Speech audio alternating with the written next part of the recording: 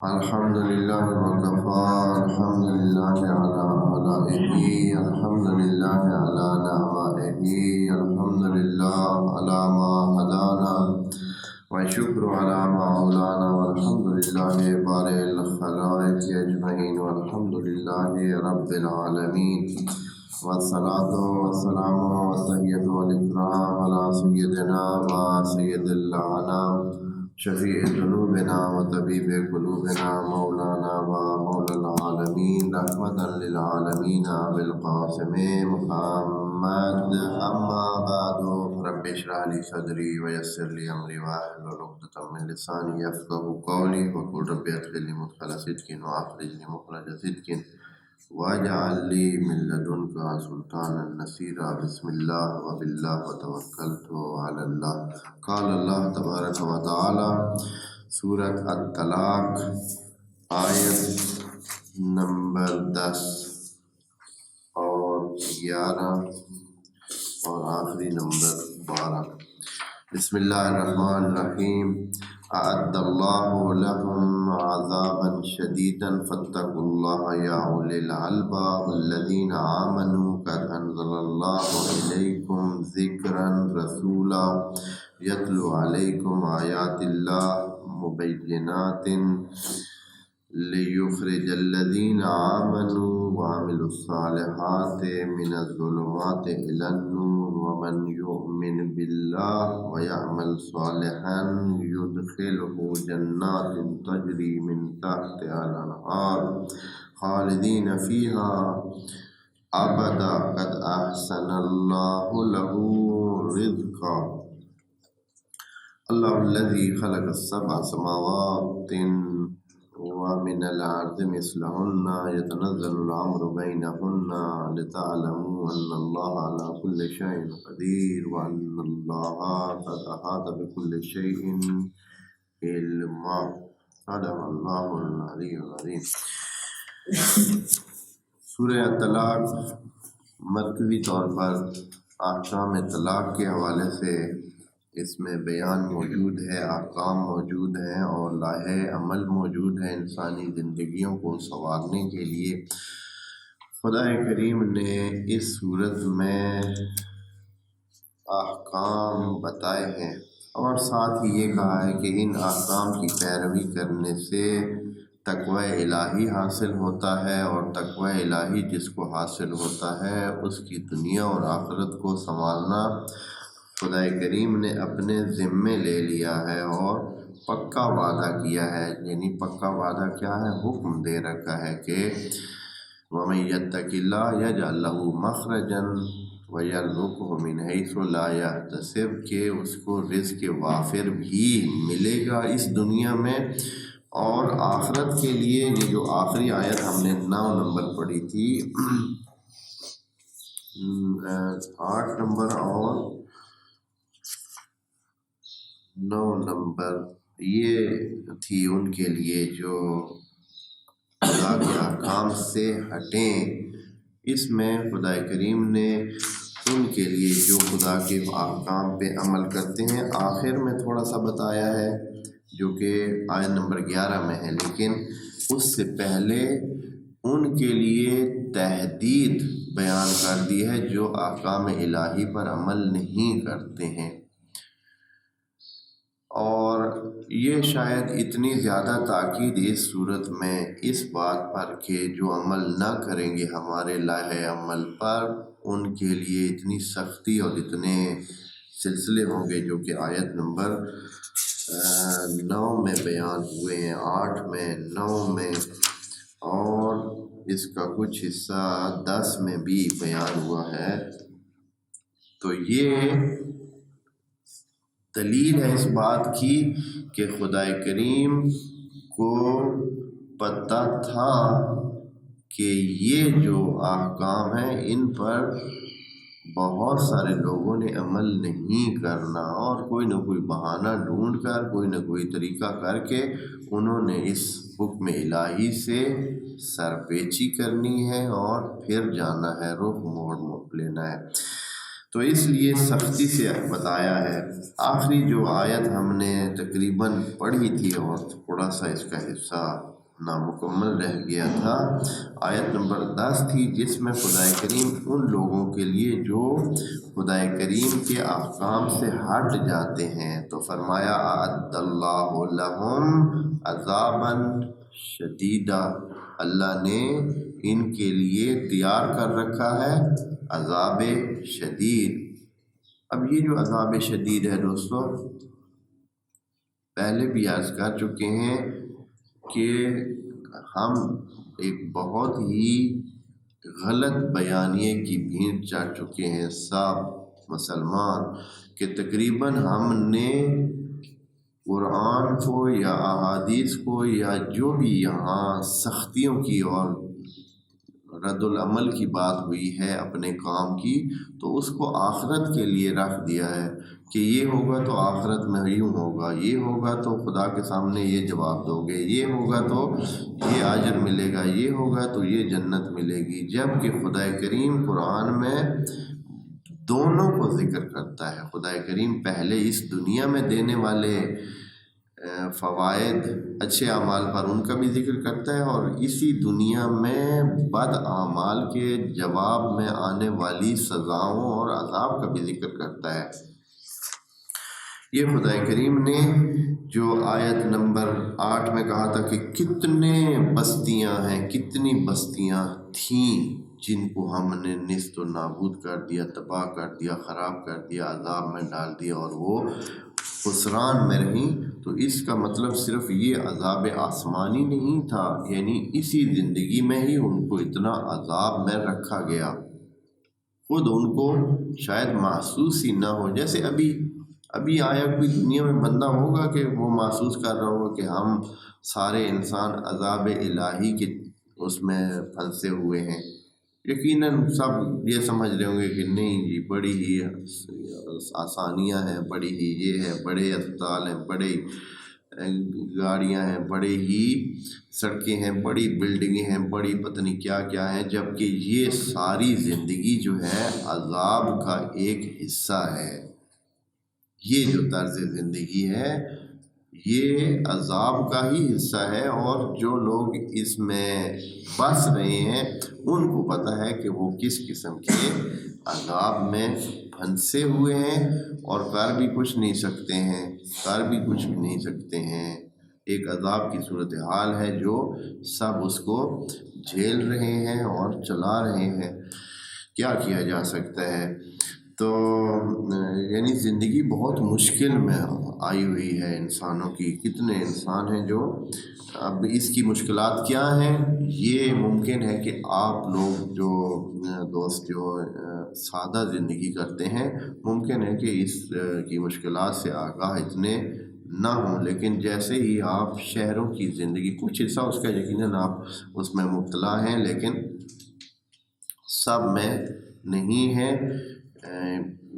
تو اگر وسیع پیمانے پر آپ اس زندگی کو دیکھیں تو یقیناً عذاب سے کم نہیں ہے، اور یہ مغرب میں رہنے والے لوگ اس کو صحیح طرح چکھ رہے ہیں کہ کیسے ہے۔ اسی لیے اب وہاں یعنی یہ ایک منظر اس کا یہ ہے کہ اب پلیٹوں کے حساب سے دوائیں کھاتے ہیں لوگ۔ ہاں جی، ابھی یہاں میں خود ادھر جانتا ہوں، بعض ہمارے اپنے عزیز ہیں، ان کی مثلاً دن کی کسی کی 17 گولیاں بنتی ہیں، کسی کی 18 بنتی ہیں، کسی کی 20 بنتی ہیں، روزانہ بھائی وہ ان کو کھانی پڑتی ہے، تو یہ عذاب سے کم تو نہیں۔ ہاں، تو اسی طرح ادھر بھی ایسے ہی لوگوں نے پورے ایسے پورا جیسے پھکا کہتے ہیں نا، ایک پورا ایسے پٹ بھر کے گولیوں کی جو ہے وہ منہ میں ڈالتے ہیں، تو سارا اس پہ نظام چل رہا ہے۔ بہرحال تو یہ ایک عذاب ہے جن کا ہمیں احساس نہیں ہے لیکن ہے عذاب، اس لیے خدا کریم فرماتے ہیں اعد لہم عذابا شدیدا، اللہ نے ان کے لیے جو اللہ کی نافرمانی کرتے ہیں عذاب شدید کا تہیہ کر رکھا ہے، تیار کر رکھا ہے۔ بس کیا کریں اللہ، آپ ہی بتا دیں، راستہ بتا دیں۔ فرماتے ہیں فاتقوا اللہ یا اولی الالباب، اے عقل مندو۔ عجیب ہے، یہاں خدا کریم نے یہ نہیں کہا کہ اے ایمان لانے والوں، اے انسانوں، یا ایھا الناس نہیں کہا، یہ نہیں کہا یا ایھا الذین آمنوا، بلکہ کہا اے عقل مندو۔ آپ جو سمجھتے ہیں آپ بہت عقل مند ہیں، سیانے ہیں، ہاں ہر چیز کو دیکھ بھال کر کرتے ہیں، زندگی کو بڑا سوچ سمجھ کر چلاتے ہیں، تو اے عقل مندو اللہ کا تقوی اختیار کریں، یعنی صحیح راستے کو اپنائیں، وہ راستہ جو آپ کے لیے طے شدہ ہے کہ اسی راستے پہ جانے سے بھلائی ہے، باقی راستوں پہ جانے سے نقصان ہے۔ الذین آمنوا یا اولی الالباب، اے صاحبان عقل جو ایمان لے آئے ہو۔ تو خدا کریم کیا کہتا ہے کہ جو ایمان لے آئے ہیں یہی صاحبان عقل ہیں، باقی تو کیا ہیں؟ فعل ہیں، باقی تو عقل مند شمار ہی نہیں کیے خدا کریم نے۔ یا اولی الالباب، کون ہے اللہ؟ اولی الالباب یعنی صاحبان لب، صاحبان عقل کون ہے؟ الذین آمنوا، جو ایمان لے آئے، جو مان گئے ہیں، جو مان گئے ہیں کہ اس سارے کائنات کو چلانے والا، اس کو بنانے والا کوئی ہے۔ قد انزل اللہ الیکم ذکرا، اللہ نے آپ کی طرف حقیقت کی بات بھیج دی ہے۔ ذکر سے مراد یہاں خدا کریم نے ایسا انداز میں بیان کیا ہے کہ اب اس سے مراد قرآن بھی ہو سکتا ہے، خود رسول بھی ہو سکتا ہے۔ کہا کہ ہم نے آپ کی طرف نازل کیا ہے ذکر، کیا ذکر ہے؟ رسول، جو ذکر ہے وہی رسول ہے۔ ذکراً رسولا، ایک ذکر جو رسول ہے۔ اب قرآن میں کتنی دفعہ قرآن کو ذکر کہا ہے، اور ادھر فرما رہے ہیں کہ ذکر جو رسول ہے۔ اب قرآن کو رسول کے برابر قرار دے دیا۔ قرآن وہی جو رسول ہے۔ رسول کون ہے جی؟ آگے رسول کا بیان ہے کہ رسول کون ہے۔ رسول وہ ہے جو یتلو علیکم آیات اللہ، رسول وہ ہے جو آپ پر اللہ کی آیات پیش کرتا ہے، بیان کرتا ہے، اس کو رسول کہتے ہیں۔ پس جو کچھ اس نے بیان کیا ہے یہی تقوی کا راستہ ہے۔ پھر کیا کرتا ہے وہ رسول؟ رسول یتلو علیکم آیات اللہ مبینات، اے اللہ ہم نے آیات کو کیا کرنا ہے؟ اگر رسول خدا ہمارے سامنے آیات پڑھتے ہیں، بیان کرتے ہیں، پیش کرتے ہیں، تو ان کا ہمیں کیا فائدہ؟ فرماتے ہیں وہ مبینات ہیں، ایسی آیات ہیں جو آپ کو راستہ بیان کرتی ہیں، آپ کو سمجھاتی ہیں، آپ کو بتاتی ہیں کہ چلنا کیسے ہے، کدھر جانا ہے، تاکہ آپ صحیح راستے پہ جاتے رہیں اور کسی نقصان سے بچ جائیں، کسی بدراہے پہ نہ چلے جائیں جس سے آپ اپنی زندگی کھو دیں، نقصان کر جائیں، سیدھے راستے پہ جا کر اپنی منزل پر پہنچ جائیں۔ منزل کیا ہے؟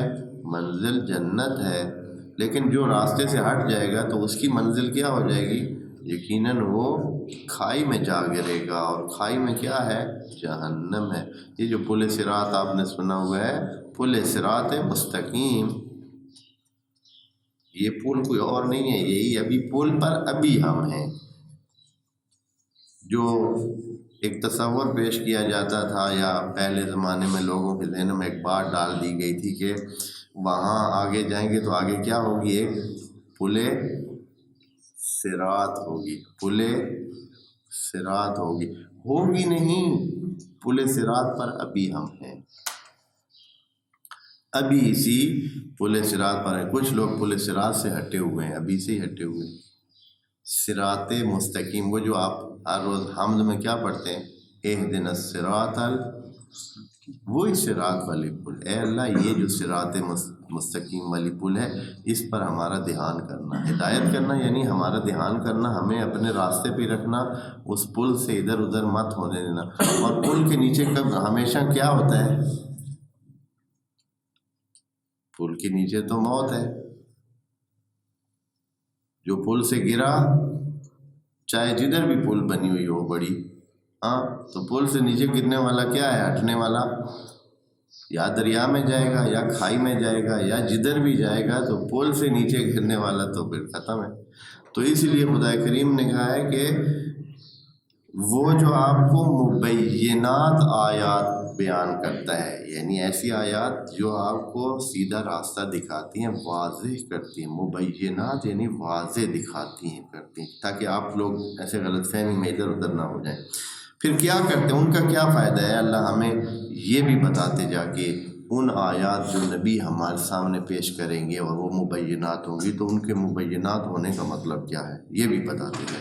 تو فرماتے ہیں لِيُخْرِجَ الَّذِينَ آمَنُوا وَعَمِلُوا الصَّالِحَاتِ مِنَ الظُّلُمَاتِ، تاکہ ان کو جو ایمان لانے والے ہیں ان کو ظلمات سے نکال کر نور کی طرف لے جائیں. یعنی ہم جو راہ جا رہے ہیں وہ کس طرف جا رہے ہیں؟ نور کی طرف جا رہے ہیں. لیکن یہ اس صورت میں ہے کہ ہم اپنے راستے پہ سیدھے چلے جائیں اور ہمیں راستہ دکھائی دیتا جائے. ہم صحیح سائن کے مطابق یہ مبینات آیات ہمیں بتاتے جائیں گے کہ یہاں ایسے کرنا ہے، یہاں ایسے کرنا ہے، یہاں ایسے کرنا ہے، یہاں بیٹھنا ہے، یہاں اٹھنا ہے، یہاں جانا ہے، یہاں سونا ہے، یہاں یہ کرنا ہے. یہ ساری ترتیب زندگی کی جو ہے وہ ہمیں بتاتا جائے گا، تو ہم آخر تک صحیح نور کا جو راستہ ہم طے کر رہے ہیں آخر تک چلے جائیں گے. اور اگر جو نہیں ہوگا، مثال کے طور پر کوئی جہاں سچ بولنا تھا جھوٹ بولا، تو وہ کیا ہو جائے گا؟ وہ اپنے اس ظلمانیت میں رہ جائے گا اور ظلمانیت کی طرف بڑھ جائے گا. اس لیے کہ انسان ایک جگہ رکا ہوا نہیں ہے، وہ ہمیشہ جا رہا ہے. اب مرضی ہے تو نورانیت کی طرف جائے. جیسے اگر آپ کوئی راستہ بھٹک جائیں، گاڑی میں بیٹھیں، گاڑی چلا رہے ہیں، گاڑی آپ کی اگر سیدھے راستے پہ جا رہی ہے تو وہ سیدھا راستہ طے کر رہی ہے اور منزل قریب آ رہی ہے. اور اگر آپ کا راستہ آپ غلط راستے پہ چل گئے ہیں، پھر بھی گاڑی کیا ہو رہی ہے؟ چل رہی ہے، تو آپ منزل سے کیا ہو رہے ہیں؟ دور ہو رہے ہیں. دوسرے راستے پہ چلنے پر آپ منزل کے قریب نہیں جا رہے ہیں بلکہ منزل سے دور ہو رہے ہیں، اور وہ آپ ظلمات کی طرف جا رہے ہیں. تو جو عمل صالح کرتے ہیں ان کو اللہ کیا کرتا ہے؟ ان آیات مبینات کے ذریعے خارج کرتا ہے ظلمات سے نور کی طرف. اور اچھا، تو ان کو ملے گا کیا؟ یہ جو آپ، کوئی ممکن ہے کہ ہم میں سے کہ اللہ یہ آپ کے جو الفاظ ہیں نا، ہمیں اس کی سمجھ نہیں آتی ہے کہ بھئی یہ ظلمات سے نکلنا، نور کی طرف جانا، یہ کیا ہے؟ ہاں، نور کی طرف جانے سے کیا ہوگا؟ ہم ظلمات میں رہنے سے کیا ہوگا؟ یہ ہمیں اس ٹرمنالوجی جو آپ استعمال کر رہے ہیں اس کی صحیح وضاحت کریں. ہم دیسی بندے ہیں، ہاں، ہمیں یہ بہت بڑے بڑے جو فلسفیانہ الفاظ ہیں ان کی سمجھ نہیں آتی. فرماتا ہے کہ وَمَنْ يُؤْمِنْ بِاللَّهِ، سادے الفاظ میں سن لیں، جو اللہ پر ایمان لائے، وَيَعْمَلْ صَالِحًا، اور عمل صالح کرے، یعنی ٹھیک والے کام کرے. صالح کا معنی پہلے بھی عرض کر چکے ہیں، یعنی ٹھیک والے کام ہوں جو خود بھی ٹھیک ہوں اور دوسرے کو بھی اصلاح کرنے والے ہوں. ہاں، سب چیزوں کی اصلاح کرنے والے، انسان کے اندر کی اصلاح کرنے والے کام ہوں. تو ان کو کیا کرے گا؟ یُدْخِلُهُ جَنَّاتٍ تَجْرِی مِن تَحْتِهَا الْأَنْہَارُ، ان کو داخل کرے گا ان جنتوں میں جن کے نیچے نہریں چلتی ہیں. ان سمجھ آئیے اصلی گل کی. پہلے تو وہ ایسے الفاظ اوپر اوپر سے گزرے تھے کہ بھائی جو یہ کریں گے وہ کریں گے، ظلمات ہوں گے، نور ہوگا، اللہ ظلمات سے نور کی طرف لے جائے گا، صراط ہوگا، پتہ نہیں مختلف قسم کے الفاظ جن سے پتہ ہی نہیں چلتا ہے کہ ہم کیا کریں. لیکن آخر میں وضاحت کر دی کہ مطلب یہ ہے کہ آپ جب عمل صالح کریں گے اور ایمان لا کر یہ کام کریں گے تو جنات میں داخل ہوگا. اور انسان اس دنیا میں سارے بھاگ رہے ہیں کس کے لیے جی؟ جنات. ہاں، تو وہ مولانا نے ایک دو دن جنت کے بارے میں تقریر کی مسجد میں، کہا کہ جنت مومنوں میں تقسیم ہوگی. تو ایک بندہ خدا تھا، خان صاحب اس کو کہتے، وہ مولانا کے ساتھ ناراض ہو گئے. اس نے کہا مولانا اب تمہاری خیر نہیں ہے, میں تم چھوڑنا نہیں ہے. ہوا کیا ہے وہ جو آپ میری بیوی جنت ہے اس کو تقسیم کرنے کی باتیں کرتے ہو. ہاں اس کی بیوی کا نام جنت ہے. ہاں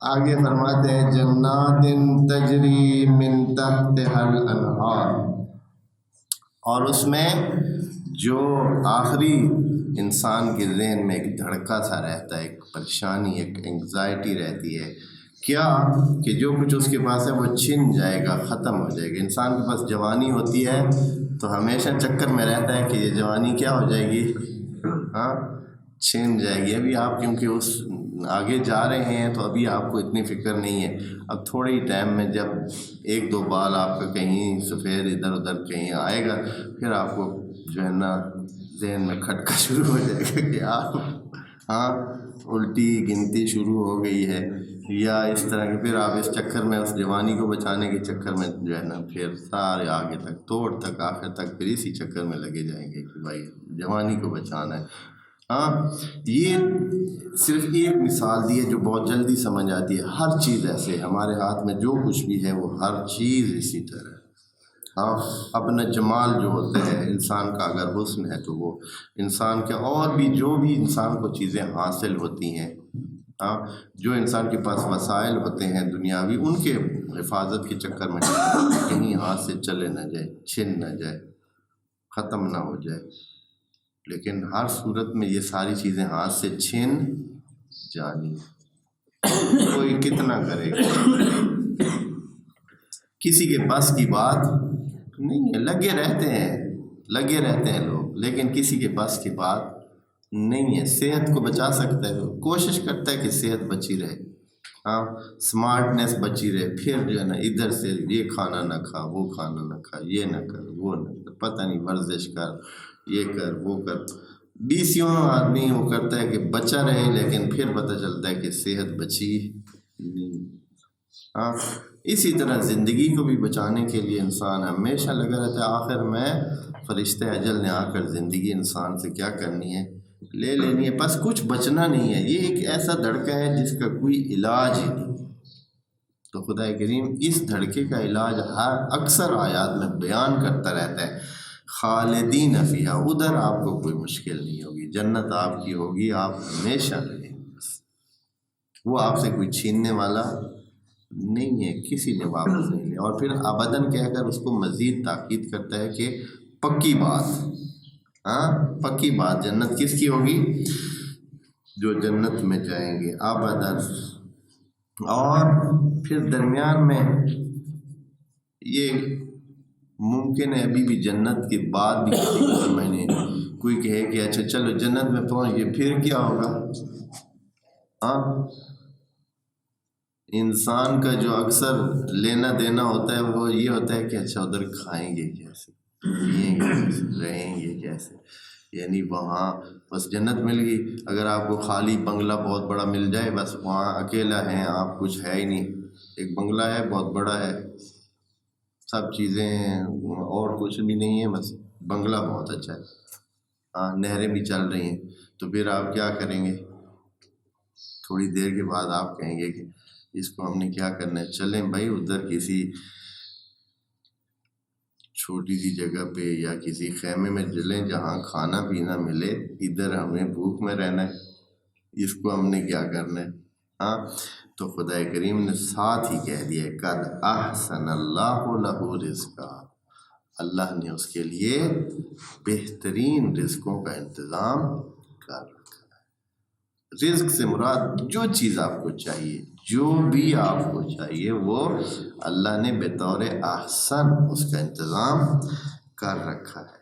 اچھا ہے اللہ, تو اپنی تعریف پھر سے کرتا جا, ہمیں بہت خوشی ہوئی ہے تو نے جو جنتیوں کے بارے میں اتنی نعمتوں کا اور اتنی اچھائیوں کا ذکر کیا ہے, تو ایک دفعہ پھر ہمیں بتا تو ہے کون.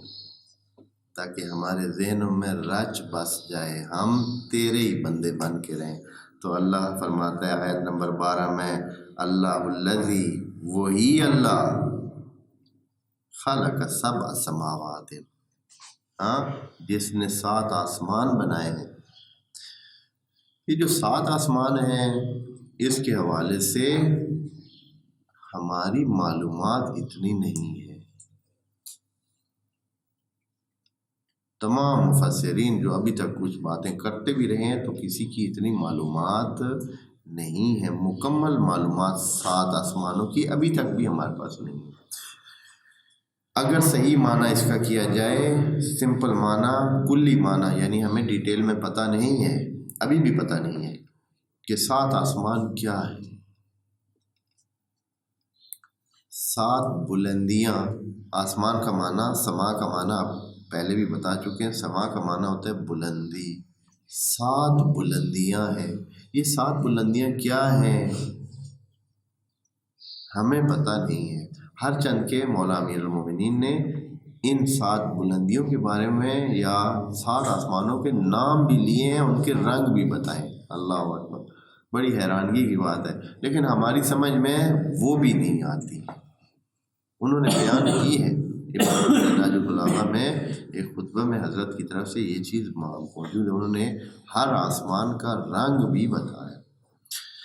تو یہ ابھی تک پتہ نہیں ہے، کیونکہ اگر ہم آسمان کو، ابھی ہمارے پاس جو آسمان ہے وہ تو نیلا آسمان لگتا ہے۔ نیلی چیز کیا ہے، یہ سب دوستوں کو اگر پتہ نہیں ہے تو بتاتا جاؤں کہ یہ گیسز ہیں، گیسیں ہیں، مختلف قسم کی گیسوں کے پردے ہیں۔ ان گیسوں کا رنگ جب آپس میں ملتا ہے تو ہمیں نیلا لگتا ہے کہ یہاں اوپر، ہمارے اوپر نیلا آسمان ہے، حالانکہ کوئی ایسے چیز موجود نہیں ہے، خلا ہے، خلا ہے، صرف وہاں گیسز موجود ہیں، یعنی ہوائیں موجود ہیں۔ ان کا رنگ ہمیں نیلا لگتا ہے یہاں سے، ممکن ہے کہ اوپر جائیں تو ان کے رنگ اور ہوں، اور یہ پردے ہیں، مثلا یہ ایک خاص قسم کی گیس، پھر اوپر اور قسم کی گیس، اس کے اوپر اور قسم کی گیس، اور یہ پتہ نہیں کیا سلسلے۔ اور یہ جو سورج کی روشنی ہے ان گیسوں میں سے فلٹر ہو کر آتی ہے، تب ہم برداشت کر سکتے ہیں۔ اگر سورج کی روشنی ڈائریکٹ ہم پر پہنچے تو ہمارا کھاتا گل ہو جائے گا، جل جائیں گے، سڑ جائیں گے۔ اور جہاں ابھی کچھ یہاں زمین پہ بسنے والوں نے ایسے کارنامے کیے ہیں کہ کچھ حصہ ان گیسوں کا خالی ہو گیا ہے، ایک جگہ بن گئی ہے، سوراخ ہو گیا، وہاں وہ گیسیں جو ہے ختم ہو گئی ہیں، کیونکہ نیچے سے انہوں نے اتنی جو ہے وہ دھوئیں اور پتہ نہیں کیا کیا مختلف قسم کی گیسیں نیچے سے اوپر بھیجی ہیں، جس سے وہ ان کو نقصان ہوا ہے اور سورج کی روشنی ڈائریکٹ آنے لگی ہے۔ نتیجہ یہ ہوا ہے کہ گرمی بھی پہلے سے بڑھ گئی ہے، اور جو آسمانی نقصانات ہیں اس سورج کے انسانوں پر وہ بھی بڑھ گئے ہیں۔ بہرحال ایک لمبی بات ہے، تحقیقی بات ہے، آپ دوست جو شوق رکھتے ہوں ان چیزوں کا تو پڑھیں اور دیکھیں۔ لیکن بہرحال خدا کریم نے آسمانوں کو بنایا ہے 7۔ اب یہ 7 بلندیاں کیا ہیں، آئندہ ممکن ہے کہ آنے والی نسلوں میں تحقیق کے بعد پتہ چل جائے کہ 7 بلندیاں کیا ہیں، اس لیے کہ ہمیں تو اسی ایک بلندی کی ہی انتہا کا پتہ نہیں ہے۔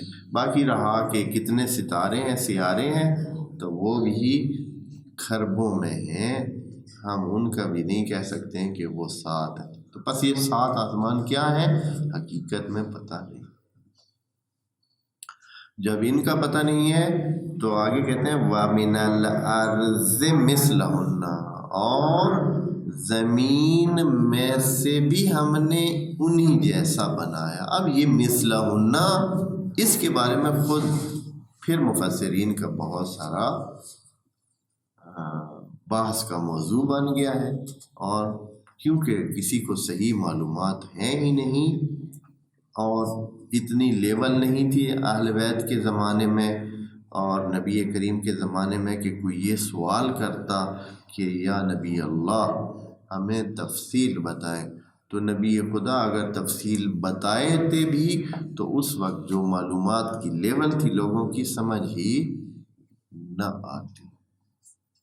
ہاں، جیسے کہ مثال کے طور پر ابھی جو یہ آپ کے پاس موبائل ہے، آج سے 50 سال پہلے آپ کسی کو سمجھانے کی کوشش کریں کہ موبائل ایسے ہوگا یا موبائل ایسی چیز ہے جس میں سے آپ اپنے ہاتھ میں رکھ کر، بالکل چھوٹی سی ڈیوائس ہوتی ہے جس کو آپ ہاتھ میں رکھ کر بات بھی کر سکتے ہیں، دوسرے کو دوسری جگہ دیکھ بھی سکتے ہیں، اور ان کی ساری حرکات کو بھی دیکھ سکتے ہیں، ادھر فوٹو بھیج بھی سکتے ہیں، ادھر سے لے بھی سکتے ہیں۔ 50 سال پہلے آپ کسی کو آگے بتانے کی کوشش کرتے تو جتنا مرضی یہ کوشش کر لیتے آپ شاید بتا نہ سکتے، سمجھا نہ سکتے۔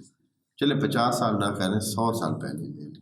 ہاں، 50 سال پہلے تو ٹی وی آ گیا تھا، ممکن ہے کچھ امیجز آ گئے، لیکن اس سے پہلے کسی کو سمجھانا بہت مشکل۔ اسی طرح ان آسمانوں کے بارے میں معلومات اس وقت اگر زیادہ دی بھی جاتی تو کسی کو سمجھ نہ ہی آتی۔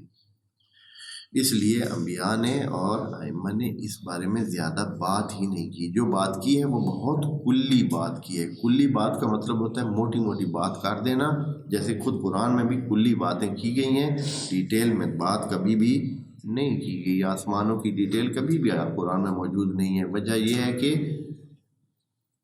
آگے سمجھنے والوں کی اتنی پاور ہی نہیں ہے، ان کے بس معلومات ہی۔ خوب، یتنزل الامر بینہن، اور خدا کریم اپنا جو حکم ہے وہ یا جو امر ہے وہ ان آسمانوں کے درمیان نازل کرتا ہے۔ پس آسمان 7 بلندیاں ہیں اور ہر بلندی کے لیے خاص لیول امر کی چاہیے، وہ اسی درجے پر ہی اس کا امر نازل ہوتا ہے۔ کس انداز میں نازل ہوتا ہے اور وہ یہ امر کیا ہے، اس کی تفصیل بھی کسی کو پتہ نہیں ہے۔ لِتَعْلَمُوا، آگے لِتَعْلَمُوا اس لیے کہا ہے کہ تاکہ آپ جان لیں، یعنی جب آپ کوشش کریں گے تو شاید ایک دن اس کو معلوم کر لیں گے۔ لِتَعْلَمُوا أَنَّ اللَّهَ عَلَىٰ كُلِّ شَيْءٍ قَدِيرٌ، جب اتنی آسمان اور زمین اور یہ کائنات کو کوئی دیکھے گا تو یقیناً اگر کوئی تھوڑا سا بھی اس میں مخ ہے، عقل ہے، تو وہ سمجھ جائے گا کہ یہ کسی بہت ہی قدرت مند اور عالم وجود کا کرنا ہے۔ یہ کسی ایسے ہی خود بخود سے یہ سارا سلسلہ نہیں ہو گیا ہے، بڑے دھیان سے ہر چیز بنی ہوئی ہے، تو یہ یقیناً کسی عالم قادر ہے ہی، مدرک مرید کا ہی یہ کارنامہ ہے۔ ان اللہ، آپ جان لیں کہ ان اللہ علی کل شیء قدیر، وان اللہ قد احاط بکل شیء علما، اور یہ بھی آپ جان لیں کہ خدا کریم ہر چیز کا علم رکھتا ہے۔